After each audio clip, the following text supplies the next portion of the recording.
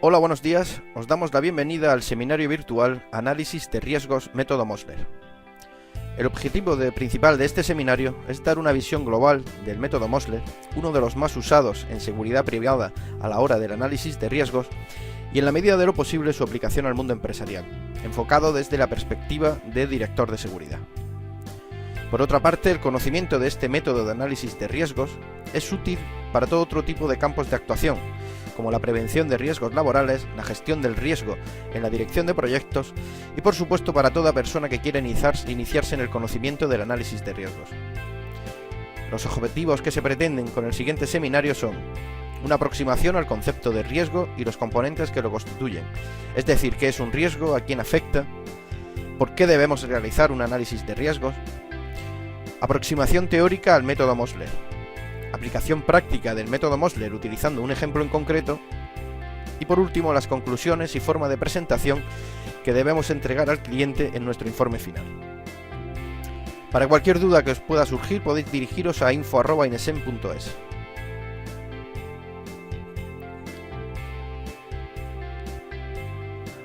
En esta primera parte vamos a realizar una aproximación al concepto de riesgo, no tanto su definición formal, sino ver cuáles son los componentes que lo definen, que son 3.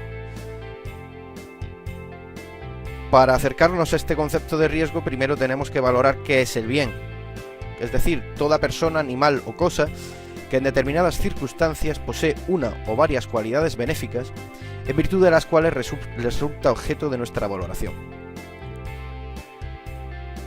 Generalmente el bien no tiene un valor absoluto, sino que depende de las circunstancias de donde se desarrollan. Por ejemplo, el valor relativo del agua es distinto en España que en el desierto del Sáhara. El valor relativo de un diamante dista mucho de su valor en el mercado de divisas y valores que su valor cuando es un diamante en bruto en las minas. Por lo tanto, el concepto de relatividad o de entorno donde se da el bien es fundamental para conocer su valoración. Desde el punto de vista empresarial se suele utilizar el término de activo en vez del de bien. El activo es el recurso de la empresa ligado a esta y necesario para que funcione correctamente y se alcancen los objetivos propuestos por la dirección. Como activos podemos encontrar la financiación, el dinero de la empresa, sus bienes inmuebles, el stock, la información. Otros activos no materiales de la empresa, por ejemplo, es su personal, sus trabajadores, que en el caso del análisis de riesgos siempre son la primera prioridad a la hora de valorarlos. En cuanto a los activos inmateriales, también se encuentran la imagen, el prestigio o la actividad desempeñada y la imagen y la confianza generada ante el cliente, que pueden verse afectadas por la materialización de un riesgo que no hayamos contemplado y valorado.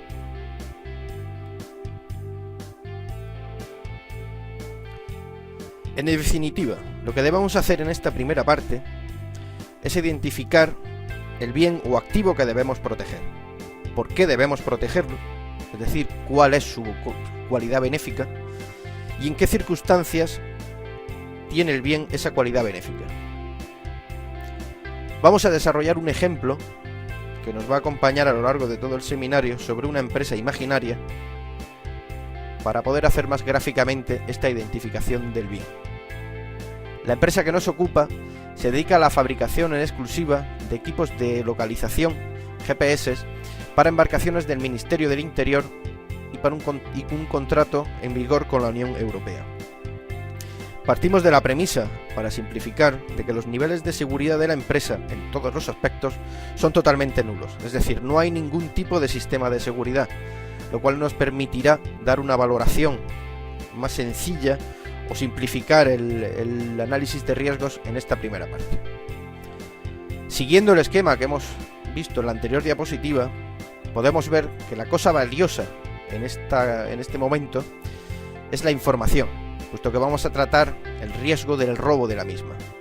La cualidad benéfica que tiene dicha información es el valor intrínseco que tiene, como al ser información clasificada, por la descripción de la tecnología que se emplea y que se describe en ella.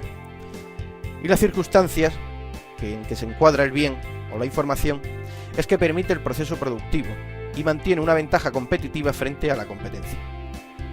Esta sería un ejemplo de ficha de identificación del bien. Nuestro consejo es que siempre se cataloguen y se identifiquen los bienes antes de iniciar el proceso de análisis de riesgos. El siguiente concepto que vamos a ver es el concepto de daño. El daño es toda variación que le supone a un bien una disminución del valor o precio del que era objeto. Ejemplos de daño pueden ser incendios, actos antisociales, robos, atentados. Puede ser también daños de tipo biológico, enfermedades que afecten a la salud, puesto que la salud como bien supremo es, como hemos dicho al principio, el principal bien que debemos proteger en nuestros activos. En términos empresariales, se suele hablar de impacto. El impacto es la consecuencia negativa producida por la materialización de una amenaza sobre uno o varios de nuestros activos. Al igual que hemos hecho con el bien, debemos realizar una ficha de identificación del daño, para saber a qué nos enfrentamos. En dicha ficha de identificación del daño, debe constar el daño en sí mismo, el agente dañino o causa que origina el daño, cuál es la manifestación del daño, es decir, cómo se produce el daño y en qué medida, y por último, las consecuencias negativas o el daño propiamente dicho. Siguiendo con nuestro ejemplo anterior, acerca de esta empresa que fabrica GPS para el Ministerio del Interior, y teniendo en cuenta que el bien que tenemos que proteger es la información que se recoge en la empresa, que se sitúa en la empresa, el agente dañino en este caso serían personas, o bien grupos organizados o profesionales del espionaje industrial que, contratados por la competencia o como agentes libres, podrían querer obtener información privilegiada de nuestros activos.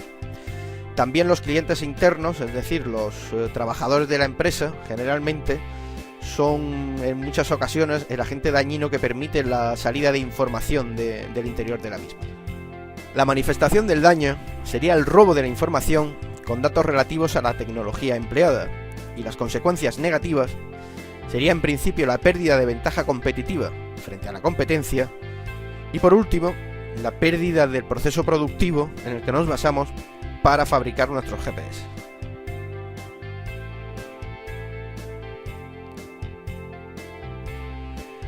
Debemos aquí hablar del concepto de amenaza, una vez que hemos visto el concepto de daño. La amenaza es toda causa previsible de daño a las personas o a los bienes y puede ser de múltiples orígenes. De origen antisocial, como la intrusión, el robo, el hurto, el sabotaje, la alteración de bases de datos, el fraude fiscal, el tráfico de drogas, los incendios intencionados o las amenazas de bomba. Pueden ser de origen natural, como las inundaciones, los terremotos, los rayos, heladas, granizos, etc.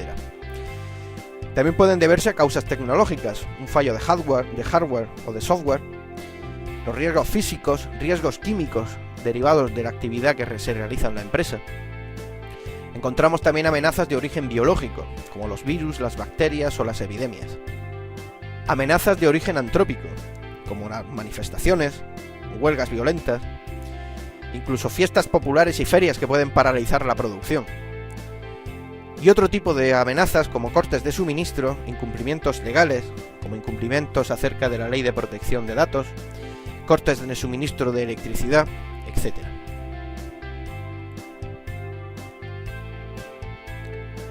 El tercer concepto que abordamos a la hora de hablar del riesgo, ya hemos visto el bien, hemos visto el daño. El bien y el daño han de relacionarse en un entorno para que exista la amenaza. Si el bien y el daño no se encuentran relacionados de ninguna manera, el daño o el agente dañino no puede hacer perder al bien su cualidad benéfica. Por tanto, se necesita una situación en la que el agente dañino pueda hacer perder todo o en parte de la cualidad benéfica del bien. Eso es lo que conocemos como entorno o circunstancia. Dicho de otra manera y siguiendo con nuestro ejemplo del fabricante en exclusiva de GPS, pues el entorno o las circunstancias sería mientras la información clasificada en cualquiera de sus formatos, papel, bases de datos, soportes lógicos y analógicos, permanezca en las instalaciones de la empresa o durante el traslado de la misma a otras sedes.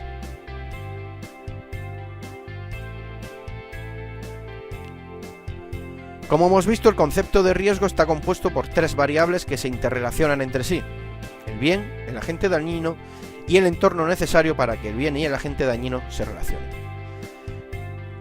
Teniendo estos conceptos claros, podemos abordar la definición de riesgo. Y de una manera simple, pero muy intuitiva, podríamos definir riesgo como la probabilidad de materialización de la amenaza en relación con el daño que produciría dicha materialización. En realidad se trata de poner en relación o multiplicar la probabilidad de que un daño se manifieste por las consecuencias que la manifestación de dicho daño tendría, y eso nos da el nivel de riesgo. Es decir, si podemos asumirlo, si podemos derivarlo, nos diría si el riesgo es alto o bajo, si puede ser asumido por la empresa o por el contrario debe ser solucionado lo antes posible o transferido en caso de que no podamos solucionarlo. El riesgo también se define como la contingencia de que un bien sufra un determinado daño. Tendríamos, siguiendo este desarrollo lógico, una expresión formal del concepto de riesgo a la hora de utilizarlo en el análisis. Expresaríamos de la siguiente forma: riesgo de que la cualidad benéfica de un bien en unas determinadas circunstancias pueda sufrir una manifestación motivada por una causa con resultados de consecuencias negativas. Dicho de otra manera y aplicándolo al ejemplo que nos ocupa, la empresa fabricante de GPS y la posible pérdida de información o el robo de información. La expresión formal de este riesgo en nuestra empresa sería la siguiente: riesgo de que se produzca la pérdida de ventaja competitiva por el robo de información clasificada en cualquiera de sus formatos, por parte de agentes de la competencia o empleados desleales, utilizando técnicas de espionaje industrial o de ingeniería social durante la permanencia de la misma en las instalaciones de la empresa o durante su traslado. Llegamos a la segunda parte de nuestro seminario o tutorial sobre el análisis de riesgos, centrado ya en el método Mosler, uno de los más utilizados, como hemos dicho al principio, en el ámbito de la seguridad privada. El análisis de riesgos, o mediante el análisis de riesgos, se pretende, ante todo, identificar las amenazas a las que están expuestos los activos de nuestra empresa y, por otra parte, estimar el riesgo relativo que implica para cada una de ellas en función de la probabilidad de su manifestación y la magnitud de sus consecuencias, la materialización del riesgo. Es decir, aplicar los criterios de probabilidad y consecuencias que hemos visto antes, junto con el de identificación de la amenaza.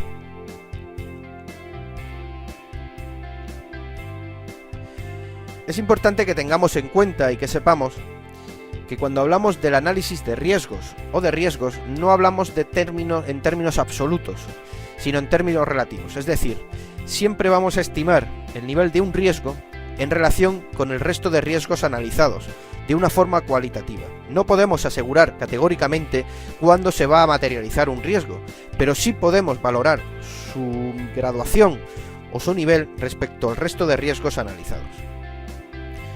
Por otra parte, hay que tener en cuenta que aunque el método Mosler de análisis de riesgos tiene una base científica y una metodología propia, al final siempre cuenta con un cierto grado de subjetividad, puesto que el que aplica el análisis de riesgos es una persona y las personas estamos condicionados por multitud de variables que alteran nuestra percepción. Por eso es muy importante que se aplique esta metodología de la forma más rigurosa y con la base científica y con la mayor información posible.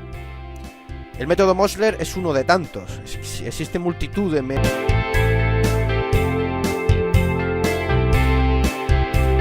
de análisis de riesgos, cada uno de ellos especializado en distintos ámbitos, como el método T-FINE, el HACCP, el Gretener, el Eric Frein, el Mayerik, pero en nuestro caso vamos a hablar del método Mosler. Es uno de los más utilizados en el ámbito de la seguridad, como ya hemos dicho, y su utilidad radica en que identifica, analiza y evalúa los factores que pueden influir en la manifestación de un riesgo, para poder calcular la base o el nivel de riesgo al que nos enfrentamos.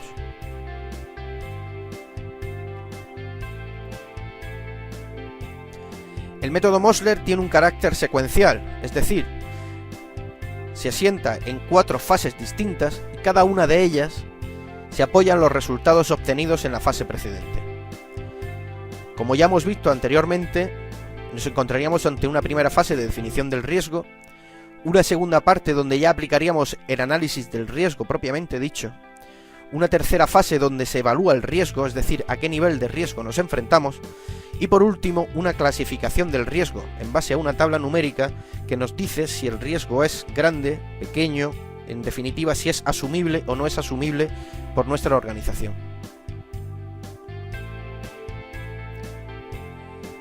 En esta primera fase, la identificación del riesgo, mediante sus elementos característicos, el bien y el daño, delimitando su objeto y su alcance para diferenciarlo de los otros riesgos, el director de seguridad o el analista de riesgos necesita de disponer de una información previa, que bien debe hacerse por su cuenta o bien debe solicitar a las entidades especializadas.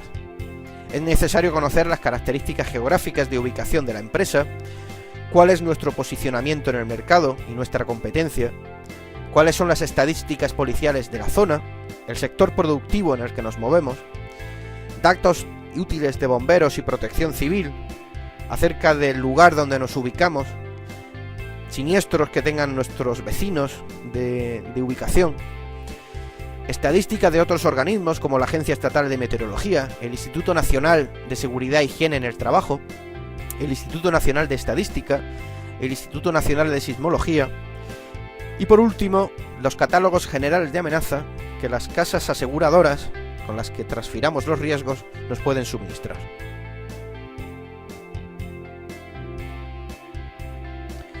En nuestro caso prepararíamos una ficha de identificación del riesgo donde constaría el riesgo previamente dicho, en este caso el robo de la información, la localización o el entorno donde se podría materializar ese riesgo, en las dependencias de la empresa, no vamos a tratar en ese aspecto el traslado de información, el bien que debemos proteger, la información clasificada a la que hacíamos referencia antes, cuál es el daño o el agente dañino, son las personas mediante técnicas de espionaje industrial o ingeniería social, y por último la expresión formal del riesgo que hemos comentado antes.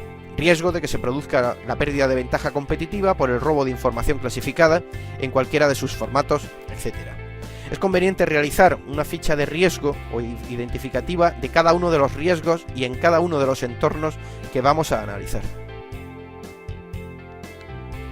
Una vez identificada en esta primera fase el riesgo al que nos enfrentamos o que vamos a analizar, pasaríamos a la segunda parte, el análisis de riesgos propiamente dicho. En esta segunda fase, la del análisis de riesgos, se trata de identificar y analizar el riesgo según los criterios de magnitud y probabilidad que hemos visto antes, que son los definidores del concepto de riesgo, es decir, los conceptos relacionados que nos dan el nivel de riesgo, y cuantificando los resultados según una escala penta, es decir, de 1 a 5 puntos. El análisis de riesgo se basa en 6 criterios distintos, o 6 variables, las cuales nos van a dar una serie de valores numéricos que al final relacionaremos en una tabla. La primera fase o el criterio de función, en este primer momento debemos valorar o analizar cuáles son las consecuencias negativas o los daños que pueden alterar la actividad de alguna manera. De una manera práctica y sencilla, deberemos responder a la pregunta: ¿cómo afecta a nuestra actividad la materialización del riesgo? Teniendo en cuenta las cuestiones que hemos avanzado antes, que la empresa no tiene ningún tipo de sistema de seguridad, seguramente no tenga tampoco ningún tipo de copias de respaldo, no haya un procedimiento establecido para el análisis de riesgos, para el almacenamiento de la información, con lo cual el robo de la información puede afectar de una forma muy gravemente a la actividad, puesto que tenemos los datos de producción, proveedores, clientes, en ella radica nuestra ventaja competitiva. Por nuestra parte hemos valorado este riesgo con un 4, dato que utilizaremos posteriormente. El segundo criterio, o el siguiente criterio a analizar, sería el criterio de sustitución. Mide la dificultad para sustituir los bienes afectados. Y respondería a la pregunta: ¿en qué grado podemos sustituir el bien afectado? En condiciones de normalidad, una empresa, entre las prescripciones de seguridad, se encuentra la copia de respaldo o la copia siempre de seguridad de la información con la que cuenta. Ya hemos dicho que nuestra empresa no tiene ningún tipo de sistema de seguridad, con lo cual la sustitución de un proceso productivo tan complejo como sería el diseño y el desarrollo de GPS sería muy difícilmente, o al menos así lo hemos valorado, difícilmente sustituible a la hora de valorar este criterio, con lo cual le otorgaríamos un 4 en el criterio de sustitución. El siguiente criterio a analizar es el criterio de profundidad. Es el grado de perturbación o efectos psicológicos que producen la imagen de la empresa. Dicho de otra manera, respondería a la pregunta de cómo afecta a la imagen de la empresa o qué efectos psicológicos negativos tiene dentro de ella. El robo de información de un componente electrónico de GPS, teniendo en cuenta que tenemos como clientes en exclusiva el Ministerio del Interior y la Unión Europea, sería extremadamente grave. Perderíamos el contrato seguro y nuestra posición en el mercado.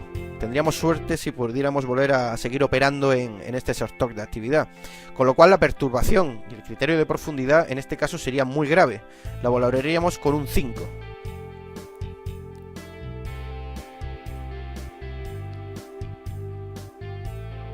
En cuanto al criterio de extensión, mide el alcance de los daños según su amplitud o extensión geográfica. Es decir, hasta dónde llegan las repercusiones negativas de la materialización del riesgo. En este caso la respuesta es sencilla. Si nuestro contrato es con el Ministerio del Interior y además con la Unión Europea, el robo de información podría tener repercusiones de carácter internacional. Afectaría a entidades y organismos fuera de nuestras fronteras nacionales. Siguiendo con los criterios con los criterios de probabilidad, una vez vistos los criterios de magnitud, tendríamos el criterio de agresión. El criterio de agresión mide la probabilidad de que la amenaza se manifieste y respondería a la pregunta ¿qué probabilidad real hay de que el riesgo se manifieste? Teniendo en cuenta, como hemos dicho antes, la ausencia total de seguridad en la empresa, se trata de generalmente en un polígono industrial donde operan muchas veces bandas organizadas. Tenemos un producto en exclusiva que puede tener, sobre lo que la competencia o profesionales del espionaje industrial pueden tener algún tipo de interés, y teniendo en cuenta también la época de crisis económica en la que vivimos, pues el criterio de agresión o la valoración o la puntuación a la que le daríamos al criterio de agresión en este momento sería un 4, es decir, bastante alto. El último criterio de probabilidad, el segundo, sería el criterio de vulnerabilidad. Es decir, ¿qué probabilidad hay de que se produzcan daños? Responde a la pregunta, si el riesgo se manifiesta, ¿cuál es la probabilidad real de que se produzca un daño? Pues en este caso, y teniendo en cuenta todo lo que hemos dicho antes, al no tener ningún tipo de seguridad, el daño sería total. Le daríamos un 5, muy alta. Con esto concluiríamos la segunda fase, es decir, el análisis de riesgo o puntuación del mismo. Y pasaríamos a la tercera, a cuantificar el riesgo considerado. En ella se suma la importancia de los sucesos, se multiplica el criterio de función por el de sustitución, obteniendo un coeficiente llamado I o intensidad. Por otra parte, multiplicaríamos los coeficientes de profundidad y de extensión, obteniendo un coeficiente denominado D. Juntos sumados nos daría la C, es decir, la magnitud del riesgo. Por otra parte, valoraríamos el concepto de probabilidad, multiplicando el coeficiente A de agresión por B de vulnerabilidad, que nos daría el valor P, el coeficiente de probabilidad. Y por último, si relacionamos ambos coeficientes, nos daría el valor del riesgo absoluto, el ER, es decir, el criterio de magnitud por el criterio de probabilidad. Dicho de otra manera, y aplicándolo a la valoración que hemos dado antes, utilizando una tabla de cálculo de Excel en la cual se puede observar el desarrollo del método Mosler, ya hemos visto cómo el criterio de función le aplicamos un 4, al de sustitución otro 4 y el valor conjunto sería un 16. El de profundidad y el de extensión un 5, que multiplicados nos daría un valor de 25. Y por otra parte, el criterio de agresión y de vulnerabilidad, que nos daría un 20. Ambos coeficientes multiplicados, el 41 por el 20, nos daría un total de 820. Ese sería el valor numérico total o la cuantificación de nuestro riesgo considerado, pero hay que ponerlo en relación con la tabla final del método Mosler, en la cual podemos valorar el riesgo de forma total. Al obtener un 820, estaríamos moviéndonos entre el 751 y el 1000, que es el límite o el intervalo de valores que el método Mosler establece para aquellos riesgos que consideramos grandes. Es decir, nos enfrentamos a un riesgo grande y por tanto debe ser una de nuestras prioridades en el resto del plan de seguridad que las medidas de control y de seguridad que vayamos a tomar estén encaminados a reducirlo en la medida de lo posible.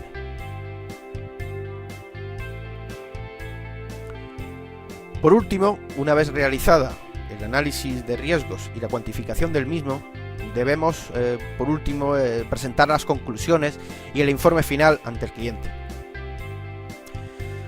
Debemos explicarle al cliente por qué es necesario el análisis de riesgos, porque tiene un enfoque metodológico, evita los errores de valoración subjetivo. Al utilizar la misma escala cuantitativa permite comparar y jerarquizar los riesgos, es decir, podemos averiguar cuáles son aquellos riesgos que tienen una prioridad a la hora de ser valorados y de tomar medidas correctoras para corregirlos, lo cual permite una adecuada gestión del riesgo y de los recursos que tenemos para gestionar esos riesgos. Nos permite una toma de decisiones objetiva, lo cual favorece la optimización de la inversión en seguridad y sobre todo una reducción de las pérdidas. Es decir, debemos de tener muy claro dónde tenemos que invertir prioritariamente nuestro presupuesto en seguridad, por supuesto hacia aquellos riesgos que hayan sido objeto de un mayor o que hayan tenido una mayor puntuación. Por último, hay que apuntar que si junto a la metodología Mosler se utiliza cualquier otro método que hemos utilizado antes, permite la comparación cualitativa que no cuantitativa. Nunca nos van a dar los mismos resultados numéricos, pero sí podemos ver su relación con el resto de los riesgos. Si utilizando dos métodos distintos vemos que hay un riesgo que nos dispara o que tiene un valor muy superior al resto de los estudiados, si utilizamos, como ya digo, estas dos metodologías, estamos en el camino, estamos en el momento correcto, puesto que en las dos metodologías, por dos métodos distintos, hemos llegado a la misma conclusión.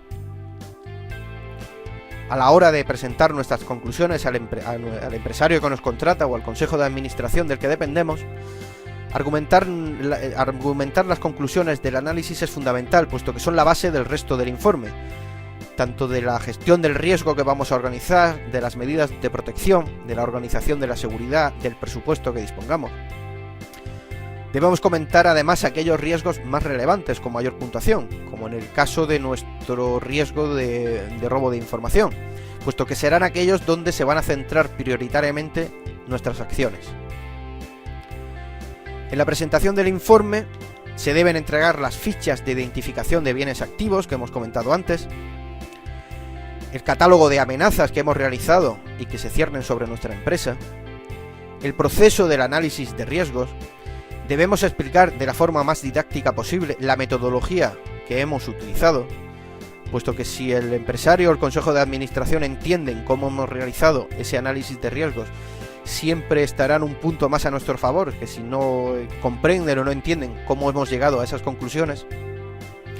Debemos explicar los datos que hemos obtenido y cuál es el razonamiento que hemos usado para llegar a esos datos.